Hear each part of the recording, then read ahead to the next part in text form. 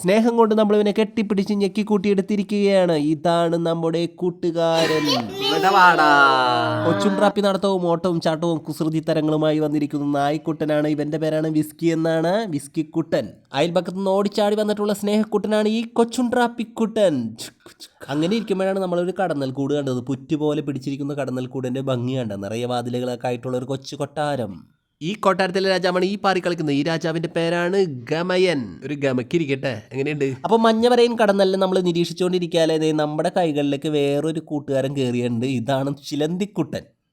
ഇവനെന്ത് പേര് കൊടുക്കണം? ഇവനെ നമുക്ക് ഇക്രൂസ് എന്ന് വിളിക്കാം. ഇക്രൂസ് അങ്ങനെ നമ്മുടെ വിരലുകളിൽ അങ്ങനെ കയറി, അതുപോലെ തന്നെ നമ്മുടെ കൈത്തണ്ടയിൽ കയറി, അതുപോലെ ഉണ്ടാവും ഊഞ്ഞാലാട്ടത്തോടുകൂടി ഇങ്ങനെ ഓടിച്ചാടി ഇങ്ങനെ പരക്കം മാഞ്ഞ് നടക്കുകയാണ് പുള്ളിക്കാരൻ. നമ്മളെ വിട്ട് പോകണില്ല.